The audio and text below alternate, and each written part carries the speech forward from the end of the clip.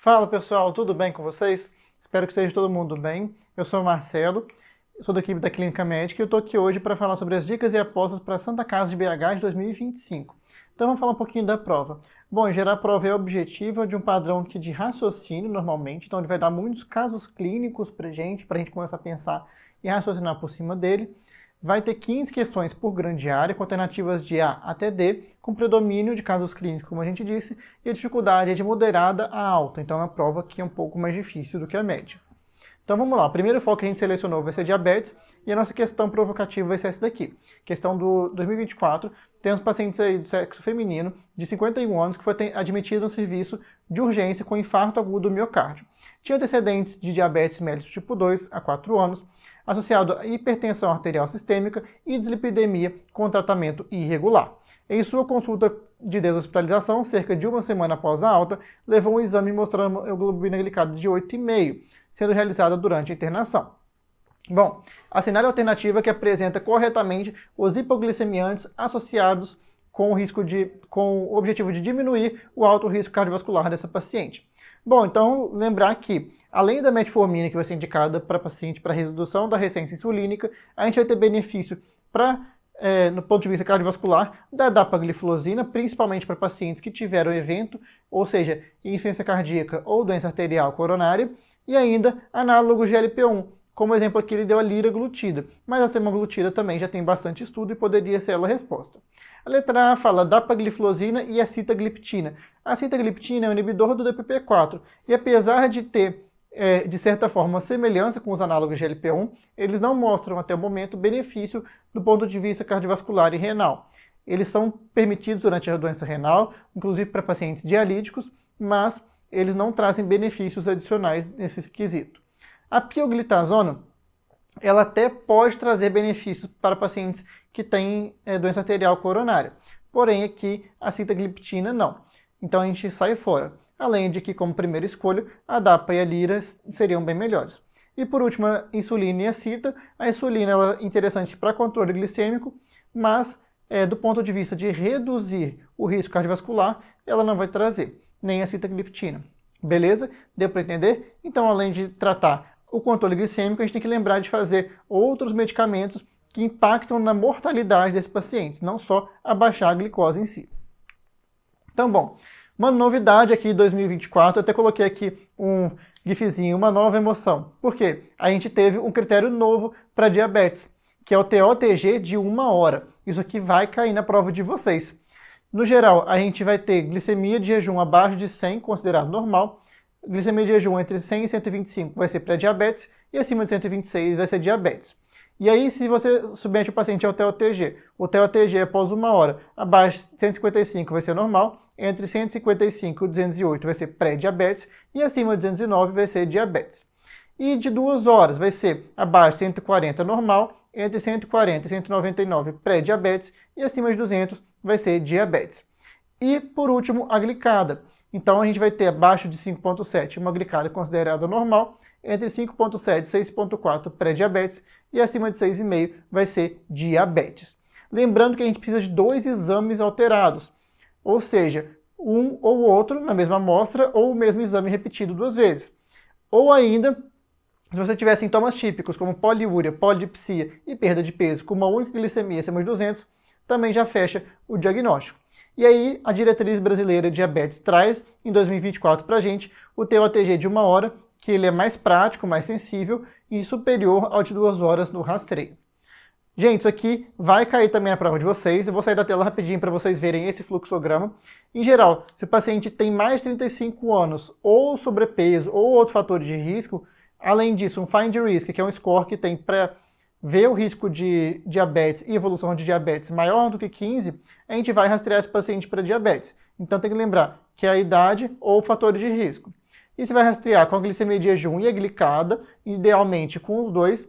Se você tem mais de 2 alterados para diabetes, você está diante de um diabetes mellitus e acabou. Se você tem ambos normais, você vai calcular o Find Risk. Se for superior a 15, ou ainda se tem 3 fatores de risco ou mais, você vai fazer o TOTG de 1 hora. Se o TOTG de 1 hora for superior a 209, você vai repetir e confirmar diabetes tipo 2 na segunda hora. E aí, Se você tem abaixo de 155 vai ser normal, mas o paciente, por ter fator de risco, vai fazer a cada 1 ano os exames. E se estiver entre 155 e 208, vai ser pré-diabetes, também fazer a cada 1 ano. Além disso, se ele não tem nenhum fator de risco desses, você pode fazer a cada 3 anos o rastreio de diabetes tipo 2. Bom, por outro lado agora, se você veio um teste alterado com critério para diabetes, você repete o teste alterado. Se o teste alterado veio para diabetes, acabou, é diabetes. Se não tem critério para diabetes, você vai repetir ali em 6 meses, porque esse paciente já tem um teste alterado e vários fatores de risco. Se ele tem um teste alterado com critério para pré-diabetes, você vai fazer o TO-TG de 1 hora e aí de novo você cai na mesma história do 209. E abaixo do 209 vai ser pré-diabetes, 1 ano você faz de novo o teste. Fechou? Então dá uma olhada nisso daí com carinho que eu aposto que isso vai cair na prova de vocês. Então vamos para a próxima, que é a classificação do diabetes. Primeiro que a gente tem que lembrar é o diabetes tipo 1. A gente vai ter um diabetes que vai ser um hipoinsulinismo, ou seja, uma destruição das células beta, e aí pode ser de maneira autoimune, que seria o 1A, ou idiopática, que seria 1B. E está associado principalmente com crianças, adolescentes, e o início, no geral, pode ser abrupto, por exemplo, com cetoacidose diabética, ou com sintomas clássicos como poliúria, polidipsia, perda de peso. Beleza? Então vamos lembrar aí que a gente vai ter uma destruição total, então a gente vai ter um peptídeo C indosável abaixo de 0,6 e com anticorpos positivos no 1A. Então como que eu faço para lembrar disso? O 1A é o autoimune, por isso que 1A que está associado com os anticorpos. Beleza? Então bom, o diabetes tipo 2 é o mais comum de todos, sem menor dúvida, e está associado com a resistência à ação da insulina. Então esse paciente, no geral, ele vai ter estigmas como acantose nigricans, pode ter obesidade, o início é insidioso, então o paciente, no geral, no início não tem sintomas, é um paciente obeso e está na fase adulta ainda. E aqui a gente tem peptídeo C positivo e, no geral, a gente não vai ter autoanticorpos. Bom, gente, como que a gente vai fazer aqui para diferenciar se tiver uma apresentação atípica? Porque, apesar de esse aqui ser o estereótipo de diabetes tipo 1 e tipo 2, a gente pode ter diabetes tipo 2 em crianças e em adolescentes, e a gente também pode ter diabetes tipo 1 em adultos. Então, lembrar que se tem algum fator que fala mais a favor de diabetes tipo 1 em adulto, a gente pode sim ter abertura do quadro na faixa etária adulta. Assim como se for uma criança com obesidade, com resistência insulínica, também pode ter um quadro de diabetes tipo 2. O diabetes tipo LADA, basicamente ele é igualzinho ao diabetes tipo 1. A diferença dele é que ocorre em adultos um pouco mais velhos, ou seja, a partir de 30 anos. Pode ter anticorpos positivos aqui com ênfase para o anti-GAD, que é o mais associado, e você tem um período de lua de mel maior. Ele ocorre em uma destruição mais lenta das células beta. Beleza? E o diabetes tipo MOD é um defeito autossômico dominante e, no geral, ocorre em abaixo de 25 anos, adultos jovens, que vão ter uma história familiar positiva para diabetes e um diabetes ali meia boca, ali está sempre no pré-diabetes e fica com dúvida o que pode ser isso. Lembrar que aqui vai ter um peptídeo C dosável também, porque ele é co-secretado com a insulina e autoanticorpos negativos. Beleza? E o tratamento do MOD aqui é um pouquinho diferente, é sulfonilurease para você estimular a secreção de insulina pelas células beta. Bom, o que a gente tem que lembrar também para tratar os nossos pacientes? As metas no tratamento. Lembra que a gente vai ter uma diferença nos idosos comprometidos e muito comprometidos, principalmente. E a gente também vai ter uma diferença aqui na glicada, que vocês têm que saber, no geral, abaixo de 7 para a população geral, 7,5 para idoso e 7 a 7,9 para a taxa de filtração glomerular reduzida. E se for um idoso frágil ou comprometido, deixar abaixo de 8,5%. Bom, o próximo passo agora é tratar o nosso paciente. A gente pode usar para o diabetes tipo 2 os antidiabéticos orais. Dentre eles, a gente vai ter os que reduzem a resistência insulínica, principalmente a metformina, que são as biguanidas, os que aumentam a secreção de insulina, secretagogos, como as sulfonilureias e as glinidas, os que reduzem a absorção de glicose, como os inibidores da alfa-glucosidase, o representante é a carbose, os incretinomiméticos, que a gente vai ter os análogos de LP1 e os inibidores do DPP4, e por último, os que reduzem a reabsorção intestinal renal de glicose, como os inibidores do SGLT2. O que a gente tem que lembrar também do tempo de ação das insulinas? A gente vai ter as insulinas intermediárias, que vai ter NPH, vai ter as insulinas de ação longa, como a glargina e a degludeca. Lembrar que o pico delas, se existe, ele é bem menor, então o risco de hipoglicemia é menor e a aplicação, em geral, é uma vez por dia apenas. Das insulinas rápidas, a gente tem a regular, e os análogos de ação rápida. E por que é importante saber isso? Porque a NPH, provavelmente, se você está dando insulina terapia para o paciente, vai precisar de 2 a 3 vezes por dia. E outra coisa também que tem que saber é que a regular tem que ser 30 minutos antes da refeição, enquanto as rápidas podem ser 5 a 15 minutos antes da refeição. E a fast part pode ser até depois que ele comer, é muito interessante. Beleza? Além disso, tem que lembrar que essas insulinas prolongadas, por exemplo, se você usar, ela pode ser aplicada a qualquer momento do dia. A NPH, por exemplo, quando a gente pode iniciar bad time, pelo menor risco de hipoglicemia noturna, enquanto a glargina, por exemplo, não vai ter esse risco. Bom, ajuste de insulina, não cai na pegadinha. Deixei aqui outra observação para vocês. Em geral, se ele der uma tabelinha de glicemia para vocês, vocês têm que bater o olho em 2 coisas. Se o jejum está elevado ou se antes da refeição está elevado, a sua dica ali é para aumentar as insulinas basais. Quais são as basais? A NPH, a glargina ou a degludeca. E se você vê que após a refeição tem uma elevação importante das glicemias, você vai aumentar as rápidas daquela refeição específica.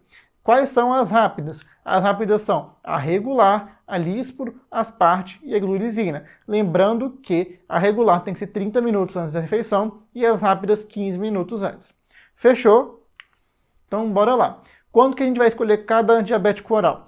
Em geral, quando você tem uma glicada entre 6,5 e 7,5, a primeira escolha vai ser sempre a metformina. E aí ele coloca um adendo. Se o alto risco cardiovascular do paciente, você pode já iniciar associado com o inibidor do SGLT2 ou um análogo do GLP-1. É isso lá que cobrou a nossa questão. Além de metformina, né, tem que lembrar que o inibidor do SGLT2 e o análogo do GLP-1 reduzem o risco cardiovascular e mortalidade renal também. Se o paciente, além de tudo, ele é obeso, você pode usar um análogo do GLP-1 ou um GIP-GLP-1, que seria a tirzepatida, que já está aprovada no Brasil para tratamento de diabetes. Se a glicada está entre 7,5 e 9, ou está em 9, sem sintomas, ou seja, 2% acima do alvo, você vai começar já com uma terapia dupla. E pode progredir para terapia tripla e depois até para quádrupla. Então a gente pode usar até 4 classes de medicamentos hoje em dia.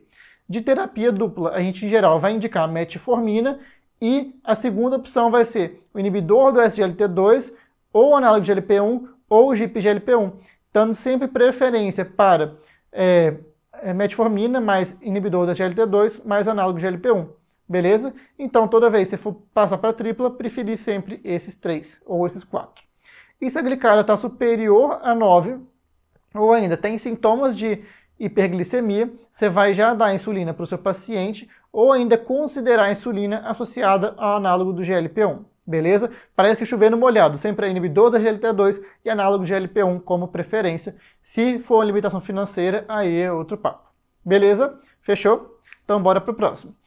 Doença hepática gordurosa não alcoólica, está super em alta aqui. Eu deixei aqui até um foie gras para vocês verem o que é isso daqui. Basicamente eu fico com esteatose de ganso, só para descontrair e vocês lembrarem disso na hora da prova. Se o paciente tem diabetes ou pré-diabetes, você vai realizar o FIB-4, que é um score super fácil de fazer na prática clínica. Se o FIB-4 for acima de 1,3, você vai fazer uma elastografia, que é um exame mais específico para realizar e ver a fibrose do fígado do paciente. Como que você vai tratar?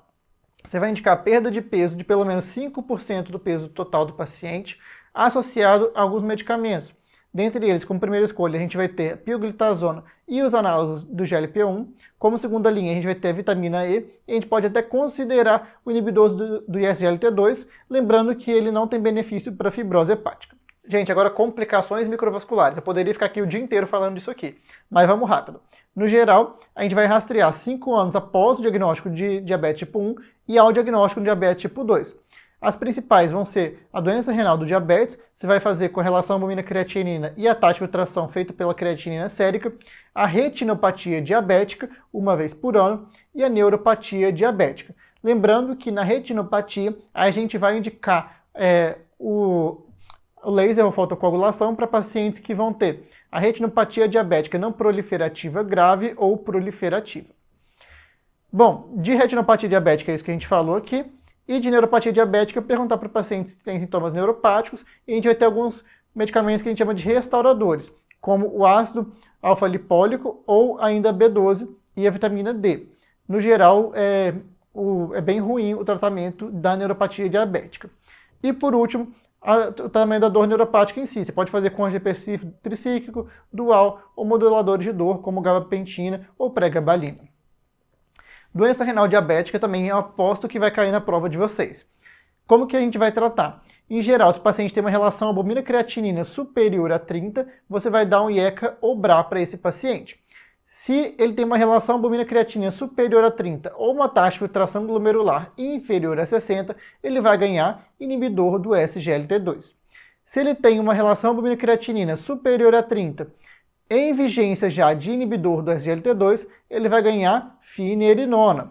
E, por último, agora novidade da diretriz 2024, a semaglutida, para pacientes que têm relação albumina-creatinina superior a 100 e em uso de inibidor do SGLT2. E aqui a classificação para vocês lembrarem, né, que a gente tem albuminúria A1, A2 e A3, de acordo com o nível de albuminúria, e com a taxa de filtração glomerular, variando de G1 até G5. Lembrando que a gente tem ajuste de medicamentos para cada uma das faixas de clearance do paciente. Fechou? Agora, rapidinho, revisar complicações agudas do diabetes. A primeira vai ser a cetoacidose diabética. Para fechar o diagnóstico, tem que ter cetoacidose e diabética. Então, vai ter que ter uma cetonemia positiva ou uma cetonúria fortemente positiva. Vai ter que ter uma acidose metabólica e também vai ter que ter uma elevação da glicose ou histórico de diabetes. Lembrando que se tiver uma glicose normal, a gente chama isso de cetoacidose euglicêmica. E o estado hiperglicêmico e hiperosmolar? Como que a gente faz o diagnóstico? Na ausência de critérios para CAD, se tiver uma glicemia superior a 600, com uma osmolaridade sérica, plasmática efetiva superior a 300, a gente vai ter um diagnóstico de estado hiperglicêmico e hiperosmolar. Lembrando que isso tem que ser na ausência de critérios para CAD. E como que a gente vai tratar? No geral, a gente vai fazer 3 pilares, que é o volume, insulina e potássio. O volume, inicialmente, a gente faz uma reposição mais agressiva, a gente vai fazer uma expansão para esse paciente até melhorar os sinais de choque, e após estabilizar, a gente vai ver o sódio do paciente. Se o sódio estiver elevado, o sódio corrigido, lembrar que a cada 100 acima de 100 aumenta em 1,6 o sódio, a gente vai fazer o soro a 0,45 e não o soro 0,9. Beleza? O segundo pilar é o potássio, que sem dúvida é o que eles mais cobram na prova. Se o potássio estiver abaixo de 3,3, você não vai repor a insulina até que você reponha o potássio.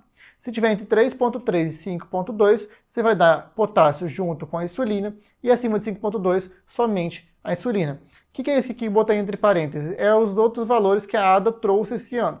Pode ser que caia na sua prova, eu acho difícil trazer uma divergência da diretriz brasileira, mas para vocês saberem já está aí os 2 valores. Bom, em geral a gente vai querer uma queda entre 50 a 70 na glicemia. Se caiu mais que 50, você vai diminuir a velocidade, mais que 70 você diminui a velocidade na infusão pela metade, e se caiu menos que 50, você vai dobrar a velocidade de infusão. E por que eu botei esse pinche raivoso aqui? Porque a gente não repõe bicarbonato de rotina. Isso aqui é má prática médica. A gente vai repor bicarbonato se tiver um pH inferior a 6,9, segundo a diretriz brasileira, ou inferior a 7, segundo a ADA, e o fosfato somente se estiver abaixo de 1 ou com sintomas musculares ou respiratórios associados. Por último, se o paciente tiver atingido uma glicemia abaixo de 250 e não resolveu os critérios para CAD, você adiciona soro glicosado e mantém a bomba de insulina do paciente. Fechou? Beleza. Então, quais são os critérios de resolução da CAD? No geral, a gente vai querer que tenha uma cetonemia negativada já, e lembrar que a cetonúria negativa não é critério de resolução. A acidose vai ter que ter resolvido, com certeza, e a glicose também abaixo de 250. Fechou? Critérios de resolução de estado hiperglicêmico e hiperosmolar vai ser uma osmolaridade que reduziu, a glicose que reduziu, e na ausência de critérios para CAD de novo. Beleza? Por último, após compensação do paciente, você vai garantir que o paciente está orientado, está com bom nível de consciência e vai alimentar via oral, fazer insulina regular aí 1 ou 2 horas antes de desligar a bomba, insulina subcutânea, e você vai estimar a dose de insulina total através dessa maneira aqui. Então, se for para decorar alguma coisa, é esse terceiro ponto. No geral, você vai pegar a dose total de insulina que ele usou na bomba e você pega nas últimas 6 horas, estima das 24 horas e calcula aí 60 a 80% da dose que ele usou e divide em basal e bolos. Além disso, você pode fazer pelo peso do paciente, aí você calcula 0,5 a 0,6 unidade por quilo, ou 0,3 se for DRC. E por último, usar o esquema pré-admissão, as doses que o paciente já usava em casa. Fechou? Muita coisa de diabetes, sem dúvida um dos focos mais cobrados e mudou bastante coisa, então é uma aposta grande para a prova de vocês desse ano. O segundo foco é pneumonia e síndromes gripais, um pouquinho mais tranquilo. Temos aqui uma questão de um homem de 66 anos que retornou de viagem em um cruzeiro marítimo, apresentando febre de 38,6 graus Celsius, então o paciente está com febre e tosse produtiva com escarro amarelado. Fez uma radiografia que apresentou consolidação pulmonar no hemitórax esquerdo e está em uso de amoxicilina com clavulanato em uma dose adequada há 4 dias, sem melhora clínica. Realizou um teste de antígeno para legionela na urina, que resultou positivo. Então, é uma pneumonia por legionela, uma pneumonia atípica. E no exame físico tinha uma PA de 142 por 88, frequência cardíaca de 72, respiratória de 17, saturou 96. Então ele está até que bem, apesar de tudo. Bom, ele quer saber qual que é a conduta mais adequada para o paciente, de acordo com o tratamento. A letra A fala, manter a amoxicilina com clavulanato em dose dobrada. Na verdade, o paciente já está com uma dose adequada e não respondeu há mais de 3 dias, mais de 72 horas. O ideal seria trocar de antibiótico, ainda mais que você tem um germe atípico que está causando isso. A letra B fala, manter a amoxicilina com clavulanato e acrescentar doxiciclina. Para que a doxiciclina? Ela não vai cobrir o espectro que a gente quer aqui. Letra C fala, trocar por levofloxacina. Lembrar que a quinolona respiratória ela tem um bom espectro de ação, então ele vai pegar os germes atípicos também, é uma das opções para fazer. E a letra D fala, trocar por ceftriaxona e azitromicina. Aí aqui seria parcialmente correto, porque a azitromicina ela é adequada, então você poderia usar, mas a ceftriaxona você não vai usar, porque não faz sentido, ela não vai ampliar tanto o espectro assim. Então, aqui seria a letra C mesmo, trocar por levofloxacina. Fechou? Então vamos lá. Vamos lembrar então como que a gente vai estratificar a pneumonia. A gente tem um score que a gente chama de PSI-PORT, que ele é mais acurado, ele é mais seguro para tomar decisões, mas ele é difícil de aplicar tão rápido. O que a gente vai mais fazer na prática clínica e na nossa prova é o CURB-65. O CURB é de fácil aplicação e a gente pode usar no pronto-socorro. Lembrar que pacientes com pneumonia grave vão ter benefícios de realizar corticoide, tanto para redução da mortalidade geral e para redução de falência clínica precoce também. Beleza? Bom, quais são os agentes principais? Se perguntar para vocês, qual que é o principal agente da pneumonia na gestante? É o pneumococo. No adulto, é o pneumococo. No adulto com HIV, é o pneumococo. Então vai ser sempre o pneumococo o principal agente. Beleza? Lembrar que o pneumococo é um coco gram positivo. Aí a gente tem outros agentes que tem que lembrar também, como o Haemophilus. O Haemophilus que é um cocobacilo gram negativo. Lembrar principalmente com DPOC e pacientes mais idosos. Outros que a gente tem que lembrar é a Klebsiella, principalmente para pacientes etilistas de grande monta e usuário com diabetes compensado. Beleza? O Staphylococcus aureus, lembrar que é aquela pneumonia necrotizante, aquela pneumonia super grave, forma abscesso e principalmente pacientes que têm porta de entrada como usuários de drogas injetáveis, bronquiectasias ou catéter de longa permanência. E a Pseudomonas, que é um bastonete gram negativo, que tem que lembrar principalmente para paciente com neutropenia febril, que é o que mais cobra na prova. Outra coisa também, que os pacientes têm mau estado de conservação de dentes, a gente pode pensar em germes anaeróbios. Aí dos germes atípicos, o que a gente tem que lembrar? A gente tem primeiro o Mycoplasma pneumoniae, que está associado com anemia hemolítica autoimune, tem outras doenças também como meningite bolhosa, Guillain-Barré e eritema multiforme. A Chlamydia pneumoniae, pacientes mais idosos também, e a legionela que ele cobrou lá, pacientes que trabalham com ar-condicionado, pacientes que vão desenvolver hiponatremia por Ciádia e imunodeprimidos. E aqui tem aquele detalhe do antígeno urinário por legionela, que vai confirmar o diagnóstico. E pneumonia viral também, que eles gostam de cobrar, principalmente crianças e idosos extremos de idade, com infiltrado intersticial pulmonar. Bom, em geral, o quadro clínico mais o radiológico vai fechar o diagnóstico de pneumonia e a partir disso a gente estratifica o risco. E, de acordo com o CURB, a gente vai decidir por internar ou não esse paciente. O CURB ele vai avaliar confusão mental, a ureia, a frequência respiratória acima de 30, a pressão arterial sistólica abaixo de 90 ou diastólica abaixo de 60 e maior ou igual a 65 anos. Se tiver 0 a 1 ponto, tratamento ambulatorial. 2 pontos, enfermaria. 3 pontos, internação hospitalar. E de acordo com o PSI, é bem semelhante também, está aqui para vocês verem com calma, eu não vou ficar me atentando muito nisso. Beleza? Bom, aqui tem um outro detalhezinho, que além de você estratificar o risco, você vai decidir pelo tratamento ambulatorial ou internado. Lembrar que se o paciente estiver instável, a gente vai mandar para a UTI. Como a gente vai decidir o tratamento? Se o paciente for ambulatorial, sem comorbidades, é um paciente jovem com uma pneumonia, você pode fazer um beta-lactâmico ou um macrolídeo, beleza? E normalmente a gente usa o macrolídeo isolado. Aí, se o paciente ele tem comorbidades, você vai fazer beta-lactâmico mais o macrolídeo. Fechou? Se o paciente vai ser internado, você vai fazer um beta-lactâmico. Aí pode usar, ele até coloca aqui potencializado, por exemplo, cefalosporina de terceira geração, como ceftrexona, associado a um macrolídeo. Ou quinolona respiratória. Beleza? Aqui tem o levofloxacina, por exemplo. E por último, paciente internado na UTI, pode ser um beta-lactâmico com macrolídeo, mesma coisa, ou quinolona respiratória também. Então, se está na UTI, você vai usar sempre 2. Se internou, você vai usar sempre 2. Principais agentes de síndromes gripais, agora. Em geral, a gente tem a influenza e o Covid, que a gente tem que lembrar que está mais em alta aí, está um pouco embaixo ultimamente, mas pode ser cair na prova ainda. Beleza? E a gravidade vai variar de acordo com os grupos específicos. Vamos falar um pouquinho de síndrome respiratória aguda grave primeiro. A definição vai ser um paciente que está com síndrome gripal associada à dispneia, sinais clínicos de hipoxemia, desconforto respiratório e taquipneia, cianose ou saturação abaixo de 95 em ar ambiente. Do Covid-19, que a gente tem que lembrar que o espectro de apresentação é bem amplo, pode variar desde paciente assintomático, oligossintomático, e lembrar que a maioria dos quadros são leves. A maioria dos quadros resolvem espontaneamente em até 2 semanas. Lembrar que o tempo de incubação aí é de 4 a 5 dias, podendo ser maior do que 10 dias em alguns casos. E o quadro é de tosse, febre, mialgia, disgeusia, dispneia, em casos mais graves, e pode ter cefaleia e sintomas gastrointestinais também. Das manifestações pulmonares, extrapulmonares, tem que lembrar das hematológicas, então pode dar fenômenos trombóticos, linfopenia, elevação de ferritina e de dedímero, pode dar arritmias, miocardiopatias, infarto agudo do miocárdio, lesão renal aguda, pode dar diarreia principalmente e encefalite por Covid. Lembrar que Covid pode causar tudo, a gente viu tudo aí sendo relatado de doença pós-Covid. O diagnóstico vai ser clínico e laboratorial. Os moleculares são padrão ouro, como o PCR, o RT-PCR especificamente.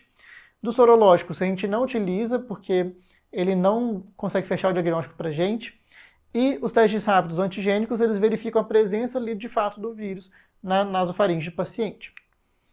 O tratamento em geral vai ser de suporte para os pacientes que estão bem, e para os pacientes que estão internados, a gente pode fazer a dexametasona de 6 mg por até 10 dias, o baricitinib ou o tocilizumab. Lembrando que a gente vai fazer a anticoagulação profilática para pacientes internados com Covid, não é terapêutica. De influenza, que a gente tem que lembrar quais são os principais fatores de risco para a evolução para síndrome respiratória aguda grave. Então vão ser grávidas e puérperas, adultos acima de 60 anos ou crianças abaixo de 5, população indígena, indivíduos abaixo de 9 anos que estão usando AS e ainda comorbidades associadas a pneumopatias. E isso porque, se o paciente tiver algum desses fatores de risco para a evolução para síndrome respiratória aguda grave, a gente vai ter indicação de fazer os antivirais. Em geral, a gente inicia até 5 dias dos sintomas e depois a gente pode iniciar, mas tem um menor benefício. Em geral, vai ser um paciente que está com síndrome gripal mais fator de risco para evoluir para formas graves, então a gente pode usar ambulatorialmente, ou ainda paciente que precisou internar por conta de síndrome gripal. E paciente com síndrome respiratória aguda grave, a gente sempre vai fazer também.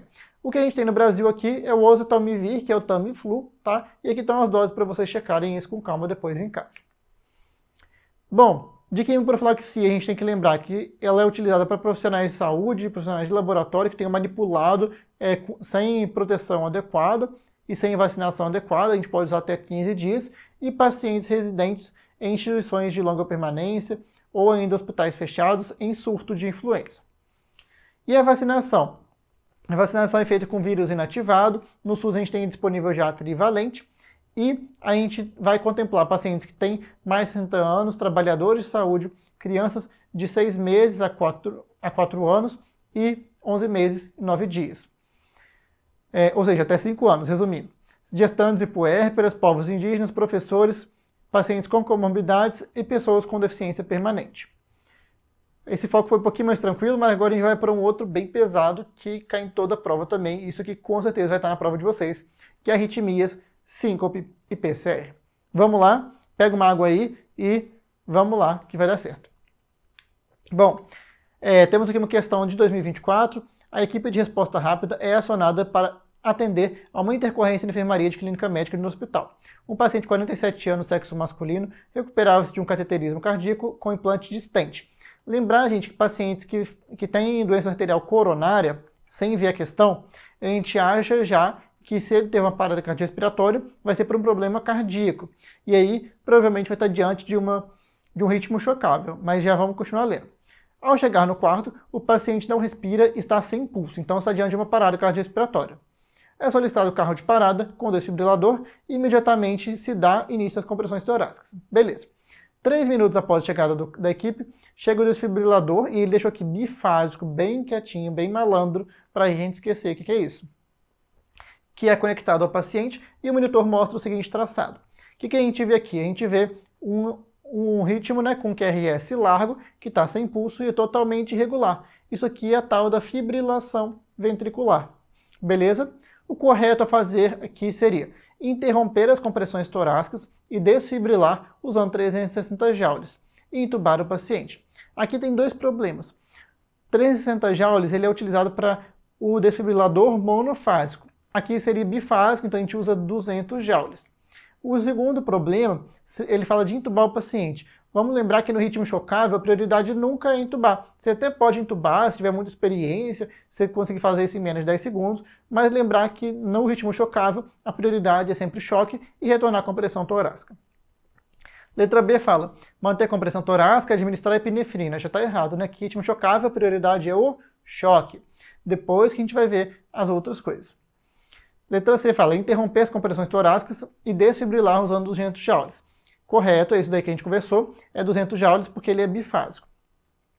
Letra D, manter as compressões torácicas e intubar, administrar epinefrina e desfibrilar com 360, o mesmo problema aqui do joule, e aqui fala de epinefrina antes de desfibrilar, então tá tudo errado.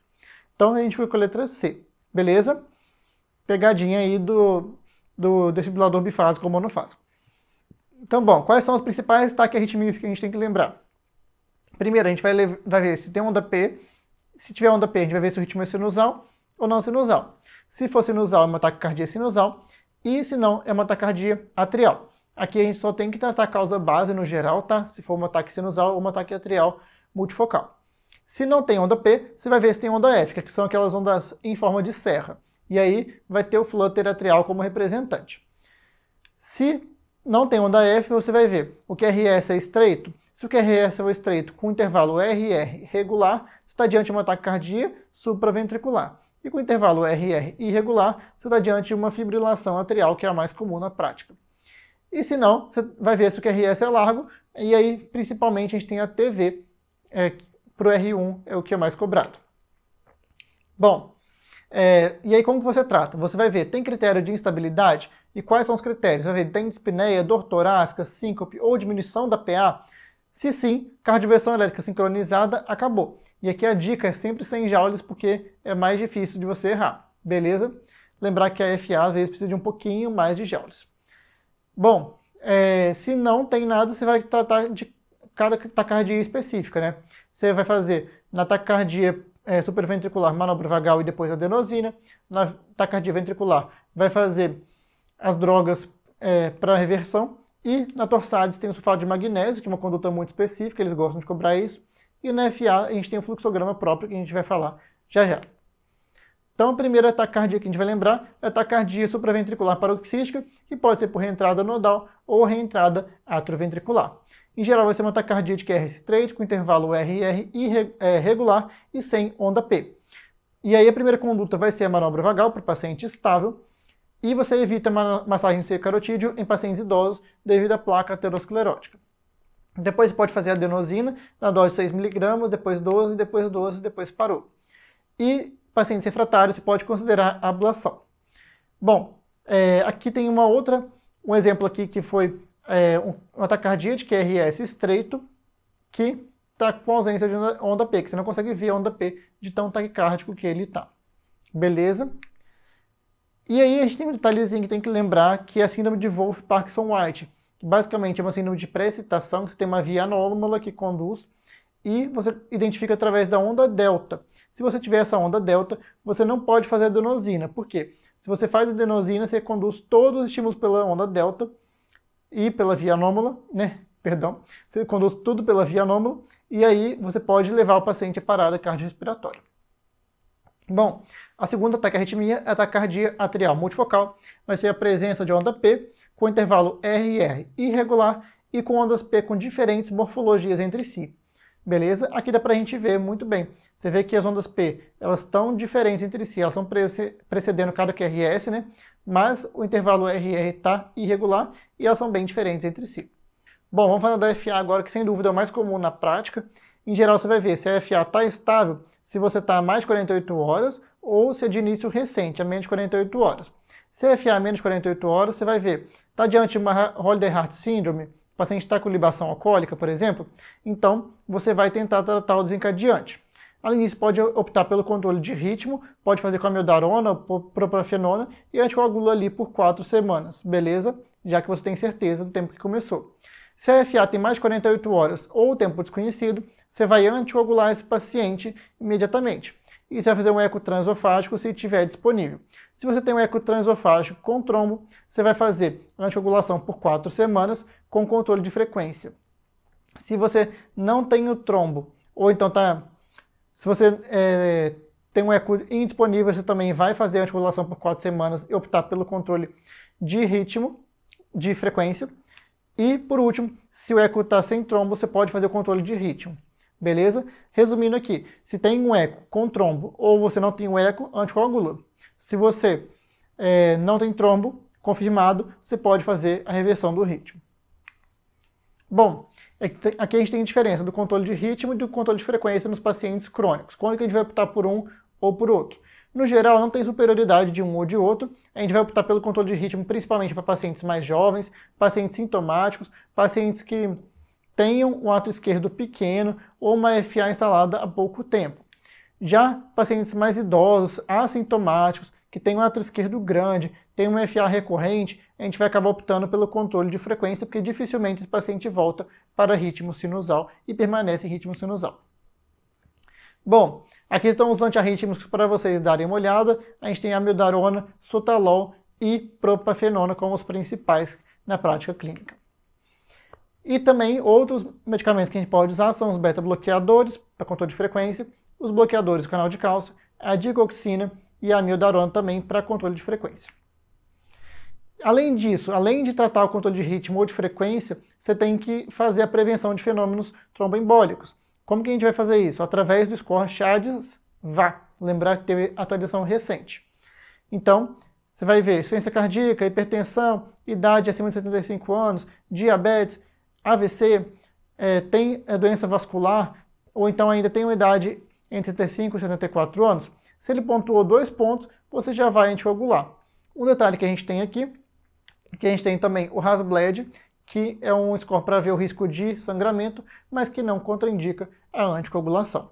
Outra coisa que a gente tem que ter noção também é que se o paciente tem DRC com taxa de filtração abaixo de 30, ou um SAF triplo positivo, ou uma FA valvar, a gente vai tratar com varfarina, especificamente a varfarina. Se não for isso, você pode usar anticoagulante oral direto, que é bem mais prático da gente usar na prática clínica. Agora vamos falar do flutter atrial. Ele é bem parecido com o FA no geral. Vai ter as ondas F em formato de dente de serra, né, como a gente falou, condição bem semelhante à fibrilação atrial, e a carga é um pouquinho mais baixa, entre 50 a 100 joules. Beleza? E aqui dá pra gente ver bem os dentezinhos em forma de serra batendo aí do D2 longo. Bom, vamos falar agora de taquicardias ventriculares.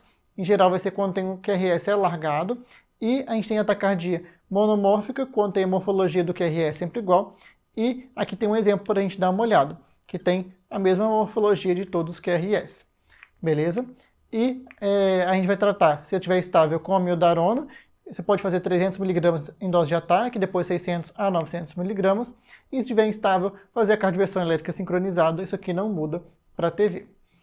E a TV polimórfica vai ser quando tiver diferentes morfologias entre si. e um ritmo pré-parada normalmente.